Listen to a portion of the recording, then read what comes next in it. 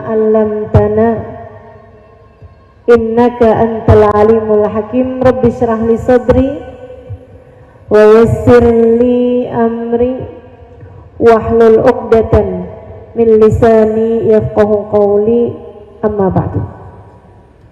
Sama-sama kita hormati, kita muliakan sahibatul bait Ibu Dokter Firza beserta seluruh keluarganya. Kita doakan semoga selalu berada dalam rahmat ridha Allah Subhanahu wa taala, selalu dalam lindungan dan bimbingan Allah Subhanahu wa taala. Dipanjangkan umurnya, disehatkan badannya, dimudahkan urusannya, dikabulkan hajatnya, dibahagiakan hidup dunia akhiratnya. Segenap Hubabah, ya, ibundanya Ibu Hajah Komariah, mudah-mudahan Allah SWT sehatkan badannya. Juga Ibu Hajah Sofia,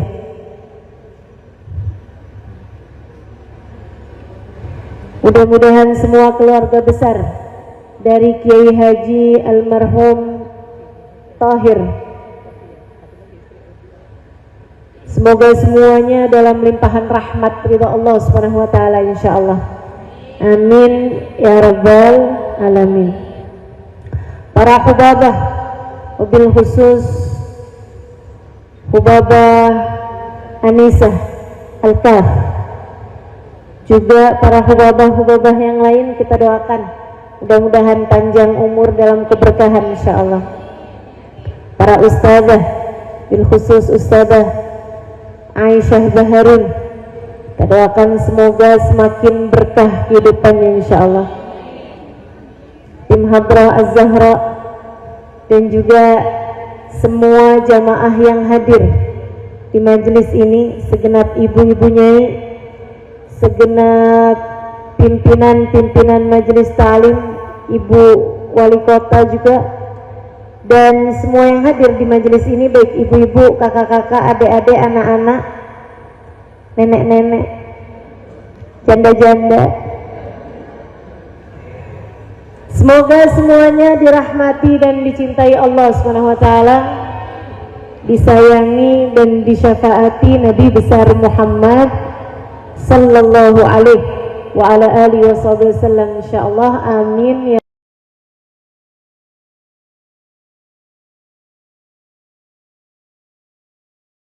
Manusia hidup di atas muka bumi ini, Kak, Bu, Dek, semuanya tergantung dari nasib.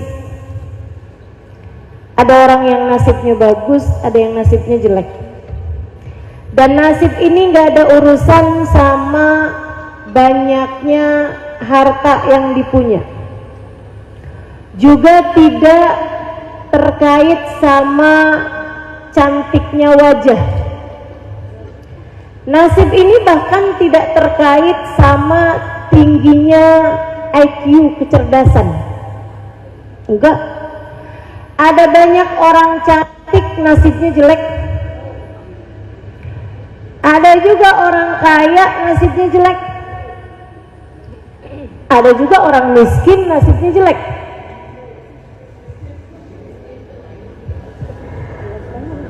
Ada juga orang pinter nasibnya jelek. Banyak juga orang nggak pinter nasibnya jelek juga. Nasib tidak terkait sama itu semuanya. Nasib terkaitnya sama apa? Ini saya kasih tahu. Nasib terkaitnya sama apa yang Allah bagi sebagai penentu nasib manusia. Kalau Allah memandang hambanya dengan pandangan penuh kasih sayang, orang tersebut bakal bernasib bagus, bernasib baik. Anak yang paling beruntung adalah anak yang dipandang Allah dengan pandangan penuh kasih sayang.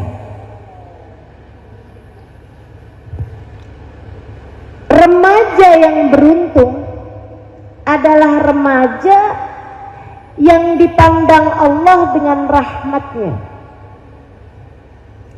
Istri yang beruntung, bukan yang paling dicintai sama suaminya, bukan yang ditransfer paling banyak sama suaminya.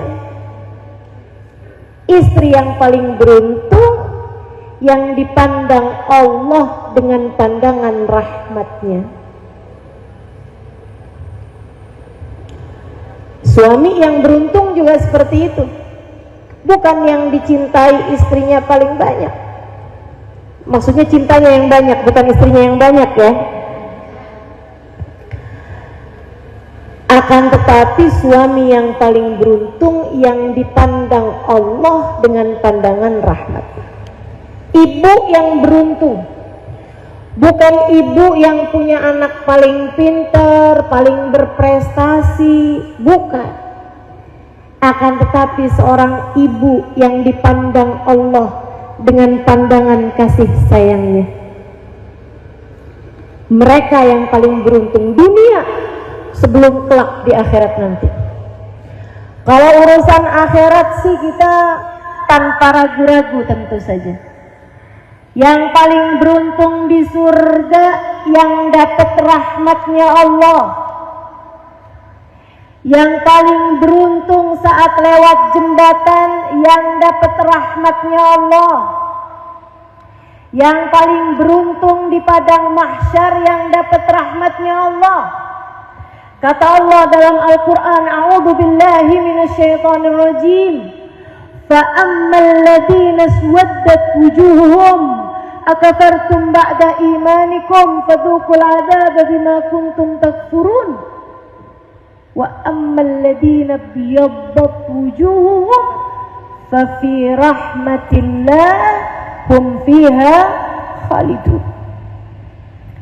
Di padang mahsyar nanti kata Allah, aku akan jadikan sebagian wajah bercahaya, sebagian wajah aku hitam legamkan. Fa ammal ladina swaddat wujuhum, yang wajahnya Allah jadikan hitam legam, akafartum ba'da imanikum, kalian sih kenapa meninggalkan Islam padahal sebelumnya kalian telah aku beri hidayah? Kenapa kamu lebih tertarik cinta dunia padahal sudah aku perdengarkan padamu firman-firmanku? Kenapa kamu lebih tertarik jalan-jalan yang membuatmu jauh dari Allah dan meninggalkan ajaran serta jalan yang dibawa oleh Nabi Muhammad dan diteruskan oleh para ulama-ulama Islam? Fadhuqul adab. Sekarang karena kamu lebih tertarik sama selain jalannya Allah, rasakanlah azab. Bima kuntum takfurun, sebab ingkarnya kalian tersebut. Fa'ammal ladina biyaddat wujuhum. Nah, kalau yang wajahnya dibuat bercahaya tuh kenapa ya Allah? Fa fi rahmatillah. Karena mereka berhasil meraih rahmatnya Allah. Karena mereka adalah orang-orang yang mendapatkan rahmatnya Allah. Di akhirat yang paling beruntung yang dapat rahmatnya Allah. Di kubur juga gitu. Siapa yang paling beruntung di kuburnya? Bukan yang harga kuburannya paling mahal. Sekarang lagi musim nih, anak-anak kalau orang tuanya meninggal dikuburin di tempat-tempat yang mewah. Nilainya kuburan ada yang 500 juta gitu, udah kayak rumah. Masya Allah. Sehingga sekalian, nggak ngaruh itu mah. Kubur itu masalahnya bukan seberapa mahal tanahnya, Akan tetapi bagaimana orang di dalam kuburnya, adakah dia telah meraih rahmatnya Allah, ataukah dia adalah seseorang yang dibenci, dimurka oleh Allah? Na'udzubillah min dzalik. Ini kalau urusan akhirat, teman-teman. Diawali urusan akhirat itu dari saat ajal datang menjemput.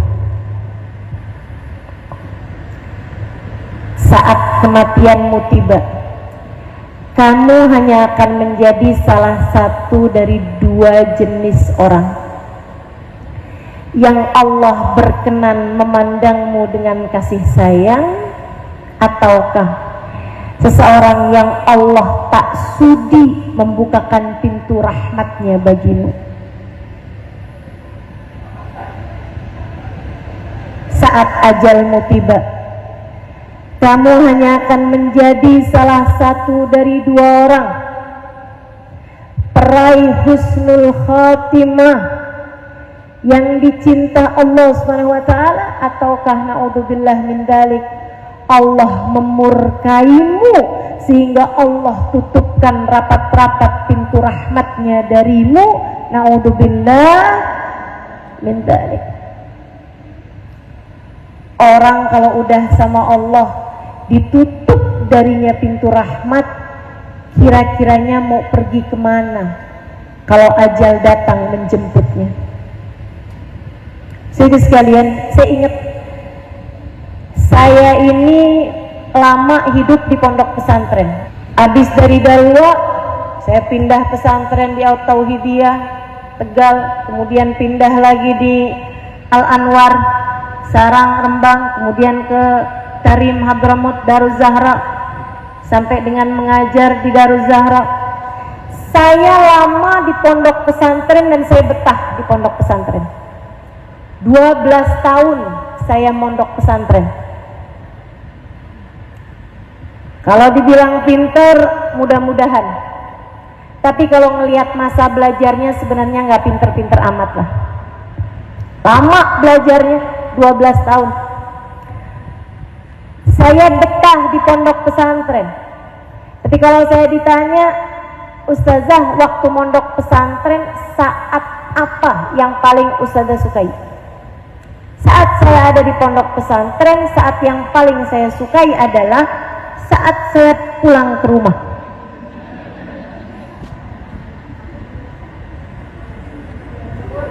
Seneng bener saya hitungin harinya, kurang berapa hari lagi gitu. Kenapa gitu? Karena saya tahu saat saya pulang ke rumah, yang di rumah ridho pada saya, yang di rumah sayang sama saya, yang di rumah bersiap menyambut saya dengan segala kasih sayang mereka. Umi saya udah tanya mau dimasakin apa, abah saya tanya mau diajak jalan-jalan kemana, mau dibeliin apa. Gimana nggak senang? Saya pikir semua orang selalu senang pulang, tapi ternyata tidak. Satu hari ketika saya sudah mulai ngajar-ngajar seperti ini, saya lagi ada di Jakarta, HP saya pegang buat nunjukin jalan ke arah majelis. Di tengah jalan, waktu handphone saya pegang itu, ada telepon masuk, membuat saya nggak bisa lihat petanya. Mau nggak mau saya mesti angkat, padahal biasanya saya tidak mengangkat telepon dari nomor yang tidak saya kenal. Jadi nggak usah coba-coba telepon saya. Saya pun mengangkat nomor telepon tersebut karena saya mau bilang sama dia tolong tutup teleponnya, sebab HP-nya sedang saya pakai buat tunjuk jalan. Ketika saya angkat, suara tangisan seorang perempuan. Nyesek banget nangisnya.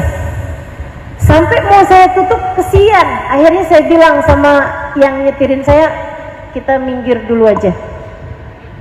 Saya tanyain, kamu kenapa? Dia bilang, maafin saya Ustazah, Kamu siapa? Saya, Ustazah nggak kenal sama saya. Ya makanya saya tanya. Ustazah nggak perlu kenal siapa saya. Oke, baiklah. Ustazah kasih tahu saya mesti ngapain. Dia pun kemudian bercerita bahwa dia adalah seorang anak gadis umur 21 tahun yang kabur dari rumah sama pacarnya. Dia sekarang galau, dia sekarang gelisah, dia tidak tahu apa yang harus dia lakukan. Dia kemudian telepon temennya memberikan nomor telepon saya. Teman-teman sekalian, saya karena terkait sama hukum fikih, saya mesti jelas tanya sama dia. Adakah kamu sekarang sedang hamil? Dia bilang, enggak Ustazah. Alhamdulillah. Adakah sekarang kamu masih perawan? Enggak Ustazah. Innalillah. Yang tadi alhamdulillah ya. Saya bilang baik. Sekarang hal pertama yang harus kamu lakukan adalah bertaubat kepada Allah. Kamu sesali dosa perzinaan yang telah kamu lakukan.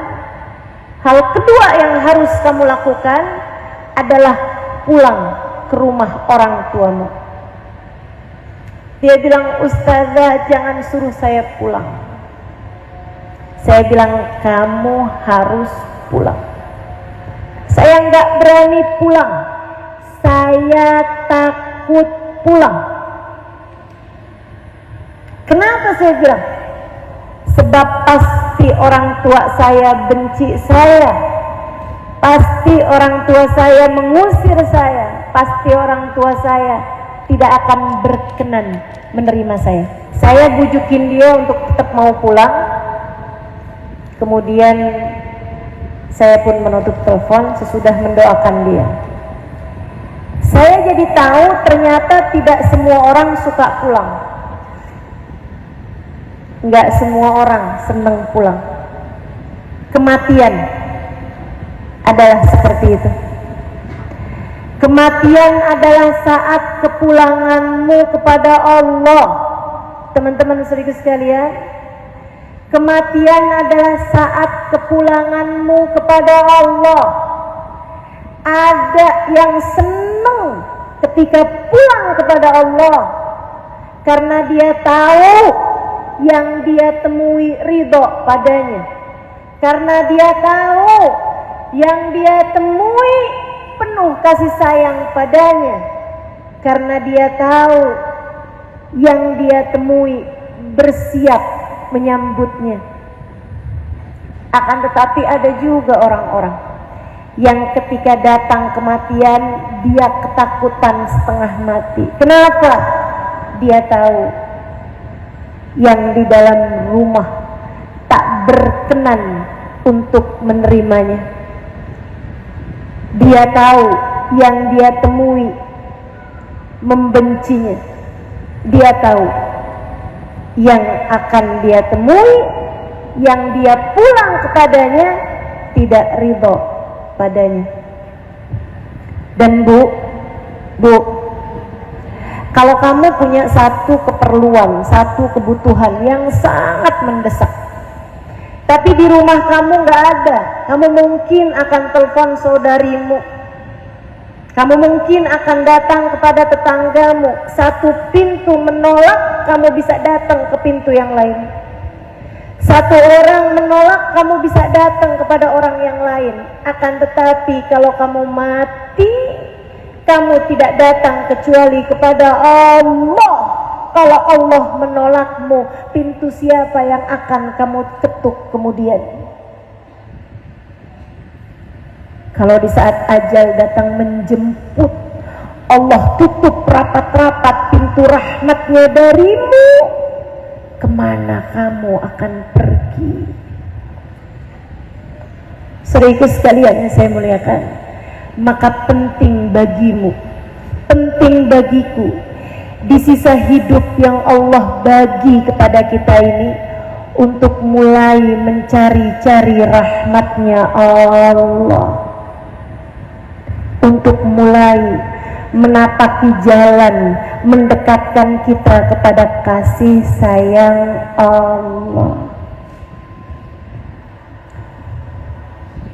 Dan jangankan sejak kematian, nih kita nih di dunia nih sekarang ini nih, yang paling beruntung diantara kita, saya ulangi, bukan yang punya paling banyak dari harta dunia, bukan yang dikasih muka paling cantik, bahkan bukan yang dijadikan suaminya paling cinta sama dia, bukan bahkan yang dikaruniai apa yang menjadi idealnya kehidupan seorang manusia.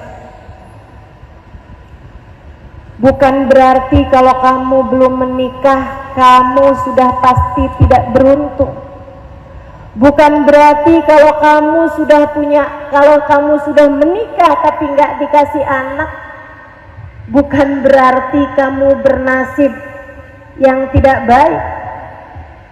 Bukan berarti kalau kamu sudah punya anak kemudian anakmu meninggal di usia kecil, bukan berarti kamu melihat nasibmu adalah nasib yang sangat buruk. Tidak, teman-teman saudaraku sekalian, tidak begitu. Yang bernasib buruk adalah yang dipandang Allah dengan pandangan murka. Yang bernasib baik adalah yang selalu dipandang Allah dengan penuh kasih sayang. Teman-teman saudaraku sekalian yang saya muliakan, saya baca Al-Quran. Saya tahu semua orang baca Quran. Di Quran itu Allah banyak cerita tentang orang-orang rugi, tentang orang-orang beruntung. Di Quran Allah cerita tentang perempuan yang bernasib jelek. Perempuan nasibnya jelek. Miskin? Enggak. Kaya raya. Jelek mukanya? Enggak. Cantik jelita. Nasibnya buruk tapi. Enggak punya suami mungkin? Enggak. Dia punya suami kaya raya dan ganteng luar biasa. Enggak punya anak mungkin? Anaknya banyak. Cakep-cakep, pinter-pinter. Tapi nasibnya jelek. Namanya Ummu Jamil. Ummu Jamil. Siapa itu? Istrinya Abu Lahab. Abu Lahab itu paman Nabi Muhammad yang dari gantengnya, cakepnya mukanya sampai dipanggil dengan panggilan Abu Lahab, pemilik wajah yang menyala-nyala. Sementara istrinya ratu kecantikan kota Mekah, hingga dipanggil Ummu Jamil, ratu kecantikan. Beruntungkah? Tidak. Nasibnya baguskah? Enggak. A'udzu billahi minasyaitonir rajim. Tabbat yada Abi Lahabin wa tab. Celaka Abu Lahab, sungguh-sungguh telah celaka. Ma aghna anhu maluhu wa ma kasab. Hartanya enggak akan manfaat baginya, anak-anaknya enggak akan manfaat baginya. Wa imra'atuhu sayasla naran data lahab. Dia akan masuk ke dalam api neraka yang berkobar-kobar. Wa imra'atuhu, sama istrinya tuh si Ummu Jamil, hammalatal hatab, tukang bawa kayu bakar. Katanya kaya, kok bawa kayu bakar? Orang kaya nggak bawa kayu bakar dari zaman dulu juga. Dia punya pelayan, dia tinggal beli. Tapi kenapa Allah menceritakannya sebagai pembawa kayu bakar? Teman-teman sekalian, dia punya kebencian yang besar di hatinya kepada baginda Nabi Muhammad. Kebencian itu membuat dia kerjaannya nyari pohon-pohon, tumbuhan-tumbuhan yang banyak tumbuh di rawa-rawa dengan duri-duri yang panjang-panjang. Diambilin pohon-pohon tersebut, dia taruh duri-durinya di jalanan yang kiranya akan dilewati oleh Nabi Muhammad. Kebencian, mohon maaf, bikin orang jadi bahlul. Kebencian bikin orang jadi nggak bisa berpikir wajar. Ini Ummu Jamil, kalau nggak karena kebenciannya kepada Nabi Muhammad, dia perempuan cantik, anggun, elegan. Akan tetapi karena kebenciannya kepada baginda Nabi besar Muhammad SAW, bikin dia jadi kayak perempuan yang nggak normal. Masa naruhin duri di jalanan yang kiranya akan dilewati Nabi Muhammad? Kalau kena anaknya gimana? Kalau kena cucunya gimana? Kalau kena suaminya gimana? Dan akhirnya benar, duri tersebut satu waktu mengenai kaki dirinya sendiri. Dilupa naruhnya di mana aja, akhirnya kena ke dirinya sendiri. Dia kesakitan setengah mati. Dia pun kemudian mengarah ke sebuah pohon. Saat itulah Allah Subhanahu wa ta'ala yang memang sangat murka kepada perempuan yang hatinya penuh dengan kebencian ini, memerintahkan malaikat Israel untuk mencabut nyawanya, tapi tidak secara wajar. Yang lain dicabut nyawanya dari atas ke bawah. Dia, teman-teman sekalian, Allah jadikan malaikat menjerat lehernya. Jadi dia punya tali yang biasa dipakai buat ngiket kayu bakarnya itu tadi, buat ngiket kayu yang ada duri-durinya tadi itu. Talinya itu tersampir di kanan kiri bahunya. Malaikat dari belakang ngambil bagian kanan, ngambil bagian kiri, tengah-tengahnya ada pohon, dijerat sama malaikat. Hingga matilah dia dalam keadaan fi jidha hablum min masad. Di lehernya ada tali yang menjerat. Allah kalau sudah benci kepada seorang hamba, bisa sebegitu memilukan nasibnya, bisa sebegitu sengsara hidupnya, teman-teman. Abu Lahab, pernah dengar bagaimana cara Allah membuatnya mati? Dikasih penyakit semacam virus begitu ya, yang membuat dokter-dokter bilang jangan ada yang deket, nanti bisa nular. Sehingga anak-anaknya pun gak berani mendekat. Dia kepanasan, kesakitan, setengah mati, gak ada siapapun mau mendekatinya. Dia kemudian bilang dengan suara parau di akhir-akhir hidupnya, haus, haus, air, air. Anaknya ngambil galah, ditaruhin gayung di ujungnya, diambilin air, kemudian dari kejauhan meletakkan air tersebut di mulut sang bapaknya tersebut. Laki-laki yang dipandang di masyarakat, paman Nabi Muhammad, anak Abdul Muttalib, pemimpin Quraisy, kaya raya, anaknya banyak, istrinya cantik, dan seorang dengan wajah yang cakep luar biasa. Allah hinakan hidupnya, akhir hidupnya keluarganya tak ada satupun yang berkenan ada di sampingnya, sampai mati dalam keadaan seperti itu. Habis mati dokternya bilang, ini walaupun dia mati, virusnya nggak mati, dia tetap bisa nolak, tetap bisa nular juga. Apa yang terjadi? Anaknya suruh ngubur nggak ada yang mau, takut nggak ada yang berkenan buat pegang badannya. Akhirnya sama anak-anaknya dibikinin sekitar jarak 2 meter 3 meter dari tempat jenazahnya, digali tanah. Habis digali tanah, pakai sekop didorong-dorong badan bapaknya sampai kemudian jatuh ke lubang tersebut. Buru-buru mereka segera menguburnya. Nggak dapat rahmatnya Allah. dimurka sama Allah. Nggak pernah enak, teman-teman saudaraku sekalian. Kamu kalau dibenci sama Allah, hidupmu nggak akan pernah menyenangkan. Kamu kalau Allah memandangmu dengan pandangan kebencian, hidupmu hanya akan berisi siksaan demi siksaan. Meski berapapun yang kamu punya, meski apapun yang berhasil kamu raih di atas muka bumi ini, nasib manusia hanya bergantung dari apakah Allah merahmatinya atau tidak. Di Quran Allah juga cerita tentang perempuan beruntung. Saudaraku sekalian yang saya muliakan, perempuan yang hatinya tertambat dengan Allah Subhanahu wa taala, ibunda Nabi Musa.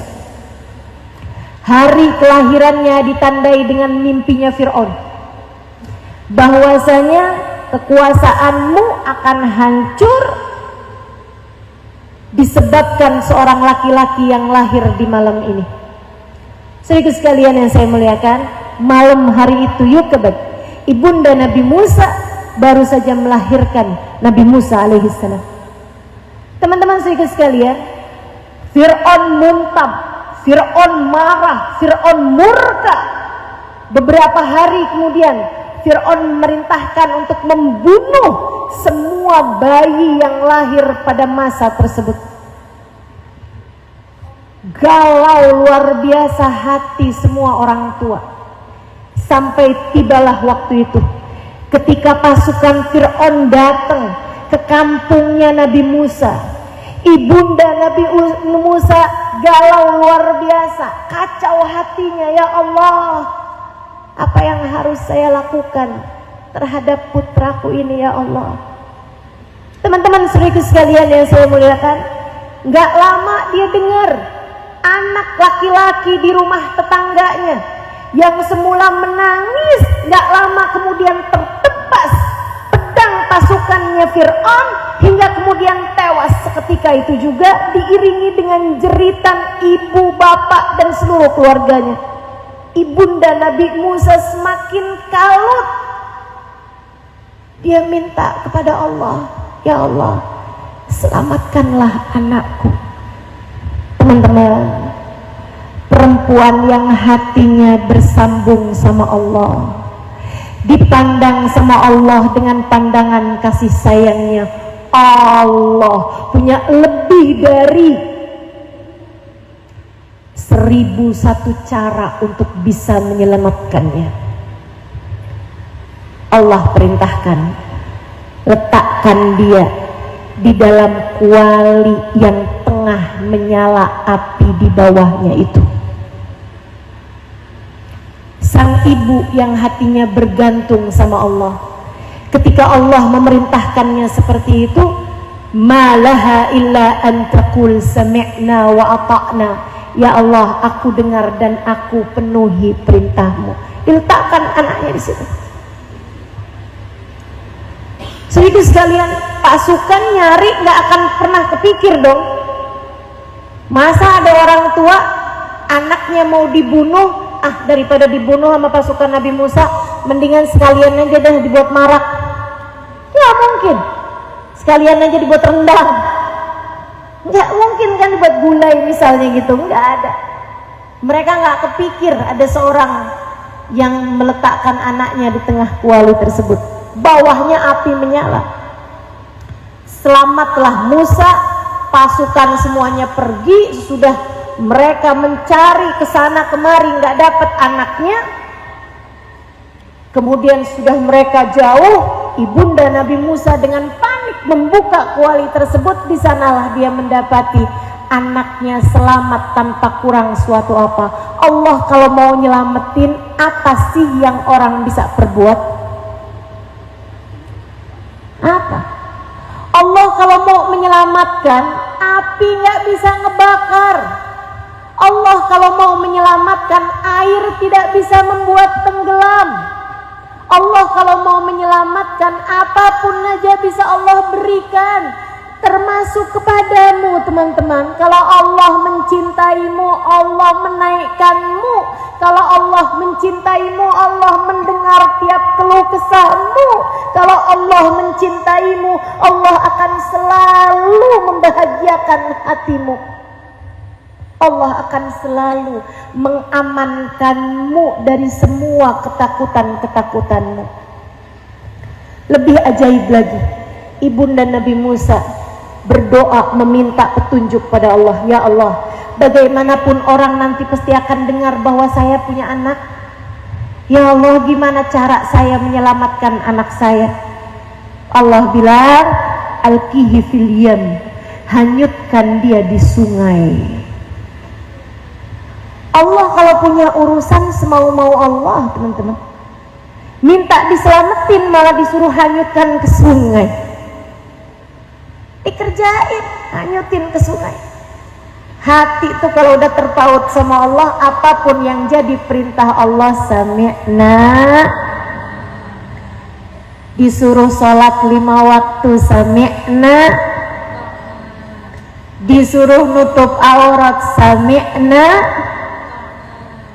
Disuruh lemah lembut kepada suami, sami'na. Disuruh lemah lembut kepada anak-anak, sami'na. Disuruh berbakti kepada orang tua, sami'na. Begitu. Maka dia pun sami'na wa ata'na, dihanyutkannya anak tersebut. Sambil galau hatinya membuat kepada saudara Nabi Musa, kakaknya Nabi Musa. Dia bilang, nak, coba lihatin itu kursi, coba lihatin ke arah mana air membawa adik kamu itu. Subhanallah, Allah jadikan air mengarah ke rumahnya Fir'aun. Mau diselamatkan dari Fir'aun, Allah bawanya ke tempat Fir'aun. Istrinya Asiyah lagi mandi-mandi, kelihatan ada apaan tuh. Pas dilihat, anak bayi. Dia pun ngambil bayi tersebut, cakep. Allah taruhkan dalam hatinya rasa cinta. Dia pun kemudian masuk bawa anak. Fir'aun bilang, apa tuh Asiyah? Anak bayi. Laki apa perempuan? Jangan gitu dong, Mas Fir'aun. Udah saya lihat anaknya. Laki atau perempuan? Laki-laki. Mungkin ini anak yang akan menghancurkan kekuasaanku. Aku akan segera membunuhnya. Jangan gitu, Mas. Teman-teman sekalian, dari kisahnya Asiyah sama Fir'aun yang bisa membuat Fir'aun menerima Musa di rumahnya sesudah membunuh ribuan anak laki-laki yang lahir di tahun tersebut, membuat saya jadi berpikir bahwa ternyata semua suami sama saja bisa dirayu istrinya.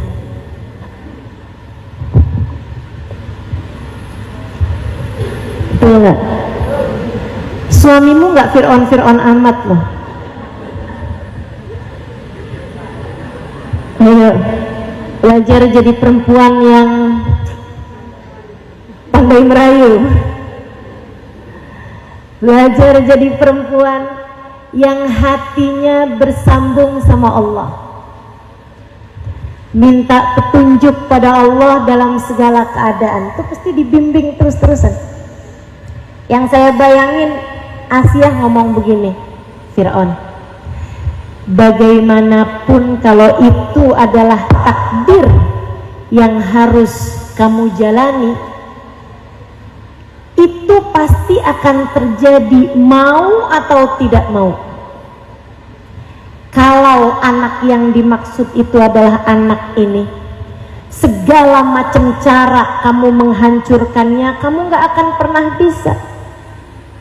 Bukankah daripada anak ini jauh di mana-mana, jauh lebih aman bagimu kalau anak ini di rumah kita? Iya juga ya. dirawat, anak lain dibunuh, anak yang akan menjadi kehancurannya Fir'aun malah justru dirawat. Lihat bagaimana cara Allah menyelamatkan hamba-hambanya. Nggak masuk di akal kadang-kadang. Ibunda Nabi Musa nangis di rumahnya, ya Allah. Ini bentar lagi nih Musa ditebas batang lehernya nih. Nabi Musa bentar lagi nih nggak selamat nih, ya Allah. Selamatkan Musa, ya Allah. Selamatkan Musa. Dia tidak berurusan dengan Fir'aun, dia tidak berurusan dengan Asia, dia tidak berurusan dengan siapapun. Hatinya hanya berurusan kepada pengendali semua manusia, Allah Subhanahu wa Ta'ala. Teman-teman saudaraku sekalian, dari cerita ini kamu bisa tahu hati Fir'aun berada dalam kendali Allah,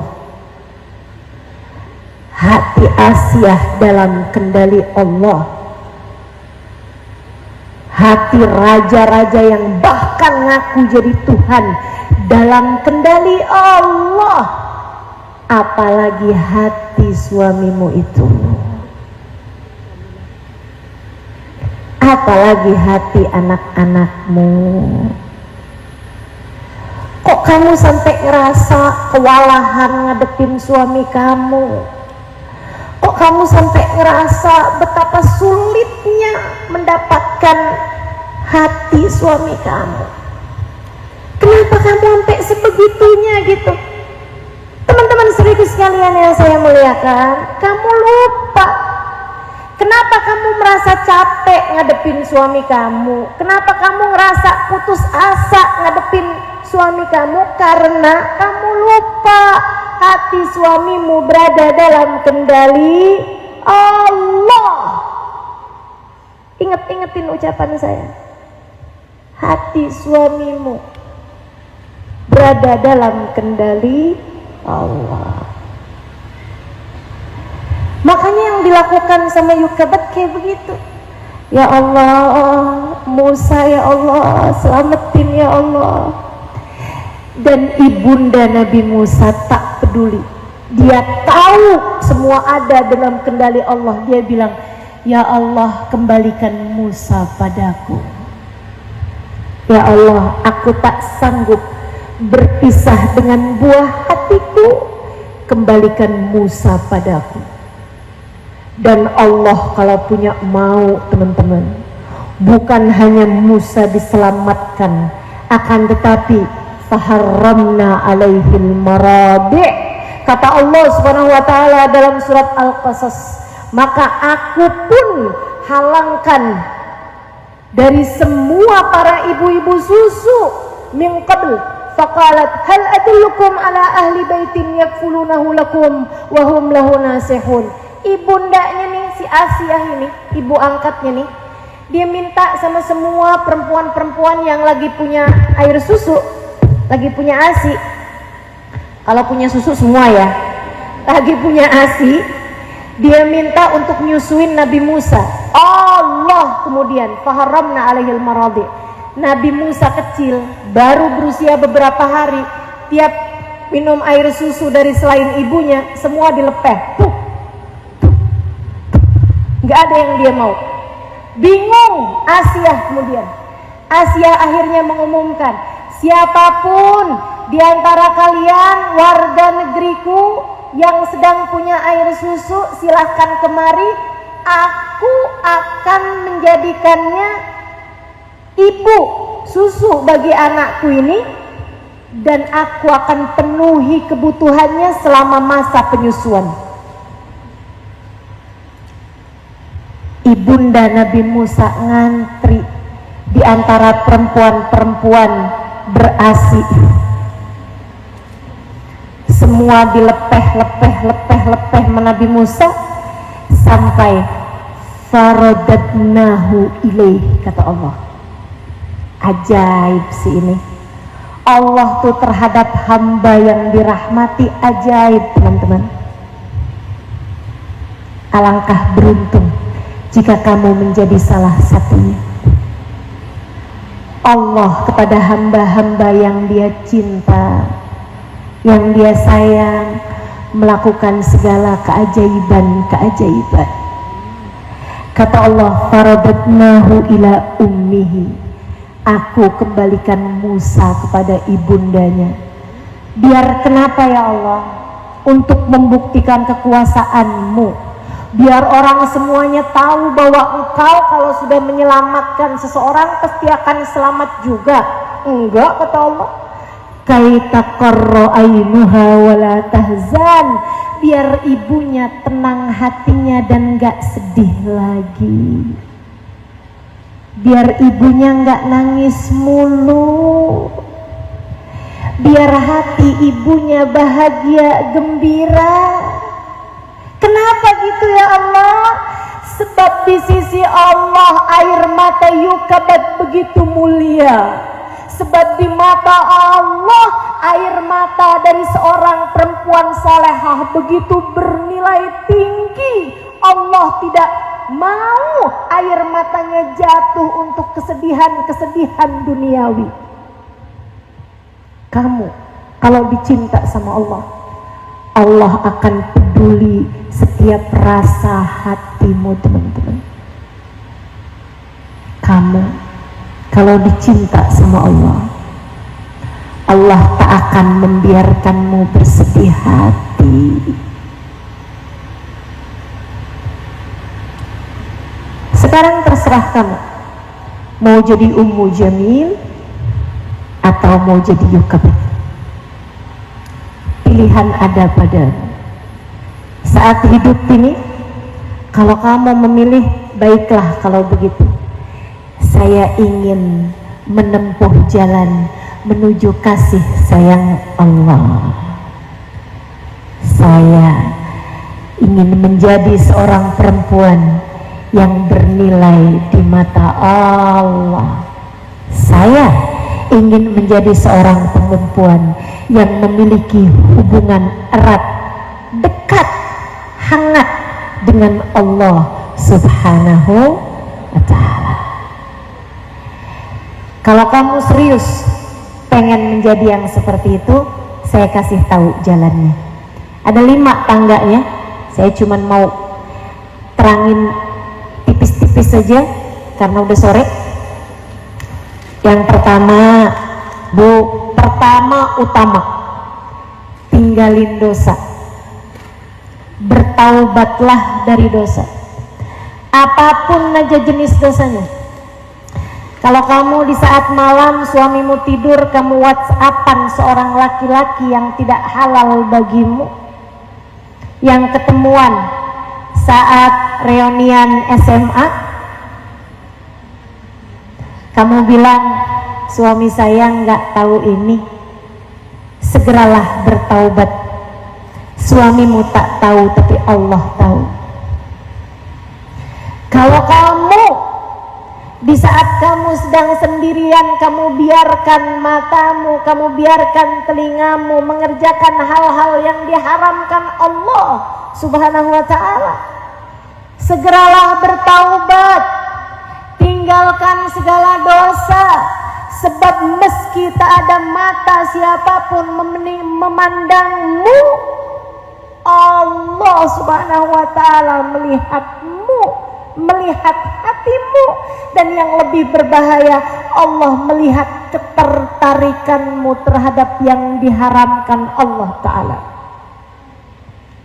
Allah tuh kalau lihat hambanya tertarik sama yang haram, Allah akan cabut darinya kenikmatan pada yang halal. Hati-hati, hati-hati.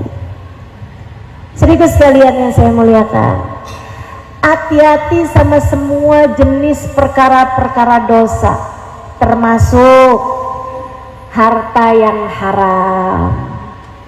Hati-hati.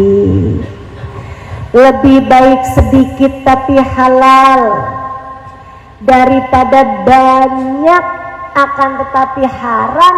Ia dapat membakar dunia sebelum akhirat. Nggak lihat gimana yang haram-haram bikin apa tuh sama orang-orang yang kamu saksikan di acara kriminal di televisi.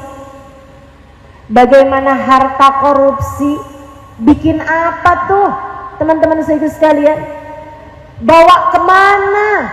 Bawa penjara, bawa kehinaan hidup dunia, bawa kepada derita demi derita. Itu belum akhirat, masih dunia tuh udah Allah tunjukkan betapa yang haram tidak akan membawamu kepada kenikmatan apapun, hanya akan membawamu kepada dosa demi dosa, hanya akan membawamu kepada rasa tersiksa. Gak ada enak-enaknya barang haram. Barang haram tuh kamu kerjain seneng sebentar, susahnya lama.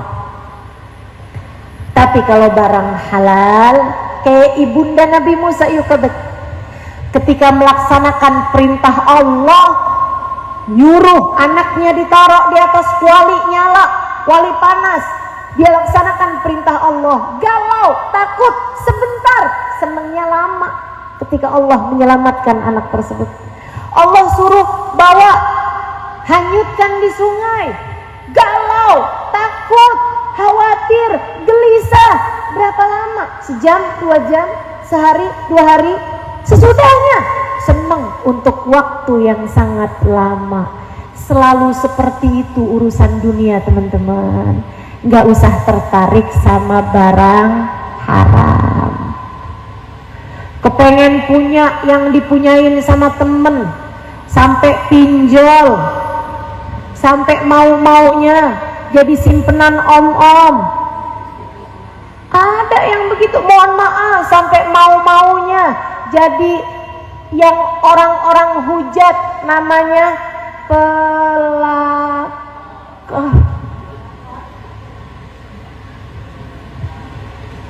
Senang berapa lama? Senangnya berapa lama? Susahnya jauh lebih panjang. Jangan tertarik sama yang haram.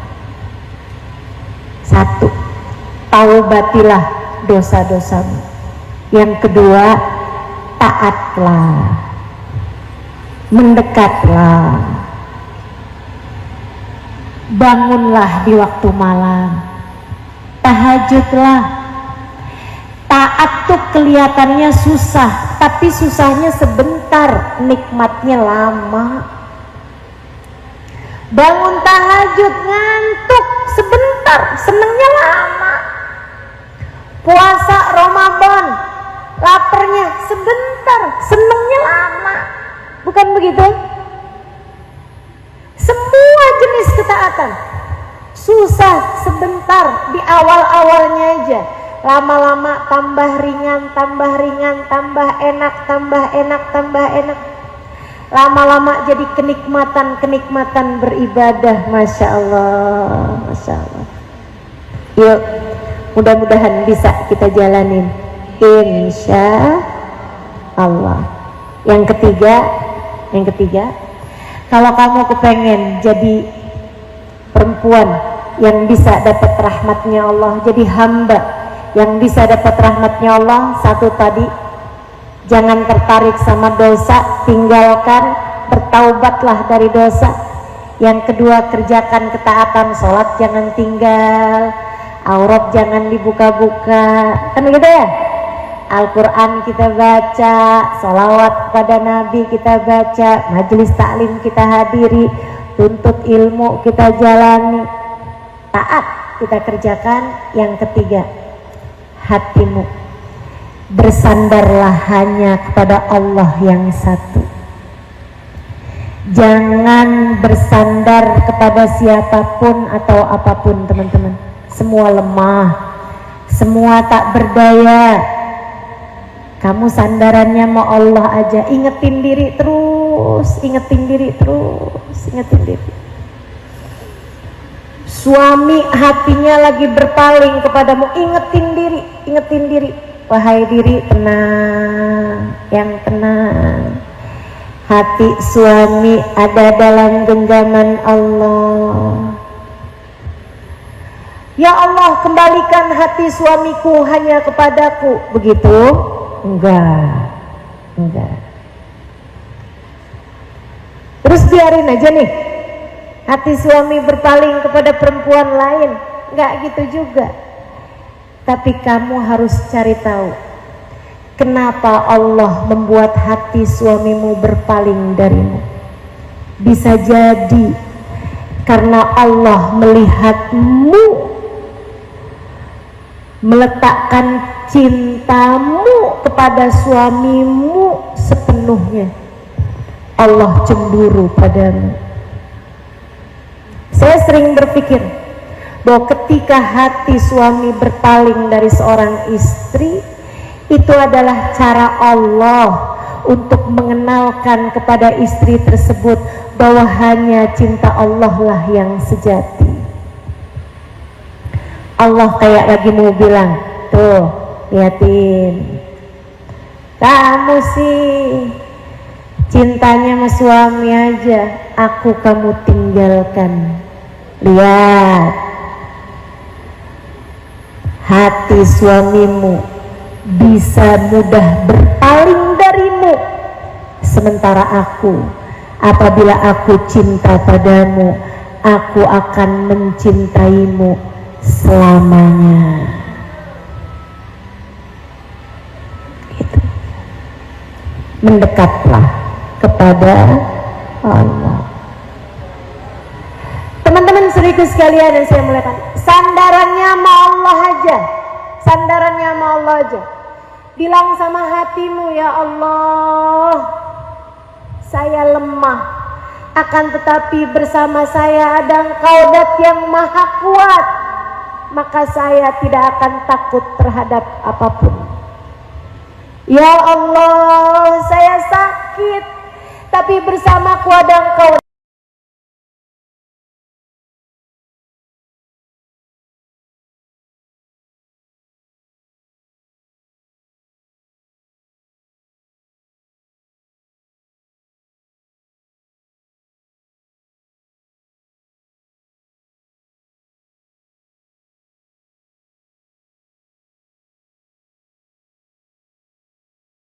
Dalam keadaan santai, hidupnya tenang terus, hidupnya santai terus.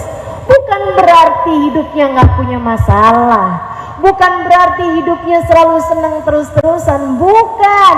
Akan tetapi dia sandarannya enak kepada Allah, sandaran sepenuhnya hanya kepada Allah, maka orang-orang melihatnya, ia begitu rileks, ia begitu rehat, ia begitu santai, ia begitu bahagia hidupnya.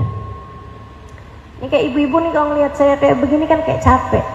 Tapi kalau ibu-ibu lihat saya kayak gini, enak kan? Santai.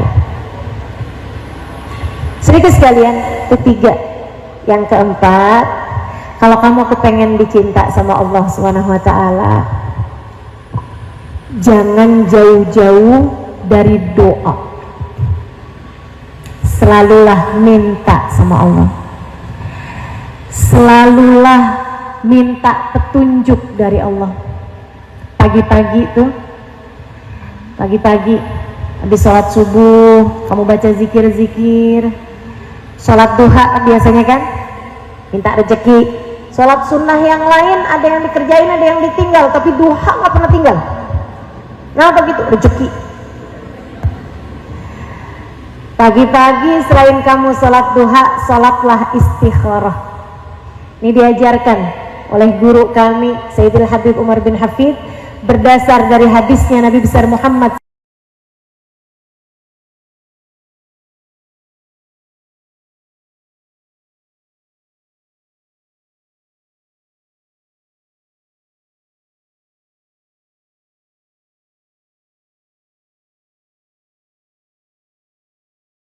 sholat istikharah, sebagaimana Nabi selalu mengajarkan kami untuk tidak pernah meninggalkan sholat fardu.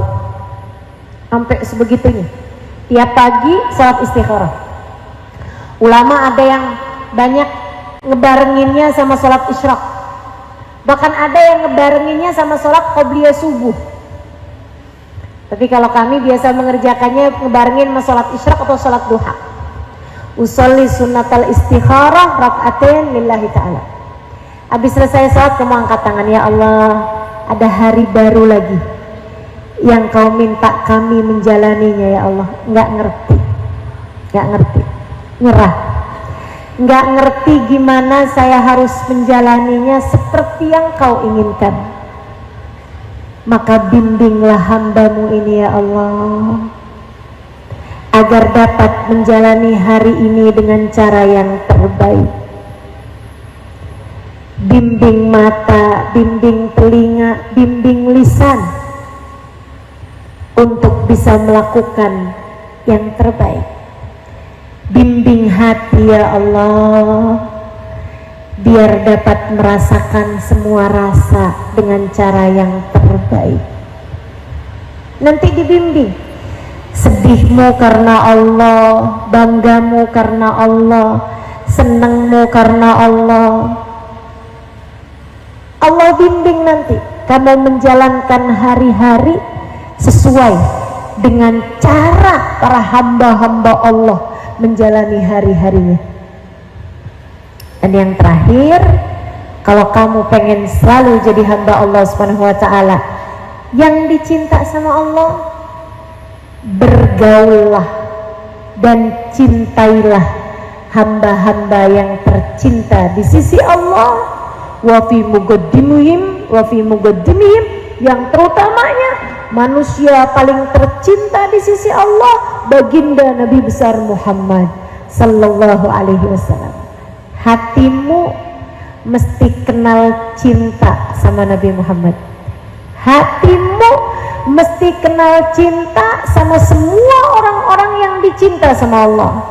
Kenal Sayyidah Fatimah, kenal Sayyidah Khadijah, kenal Sayyidah Aisyah, kenal kehidupan orang-orang soleh.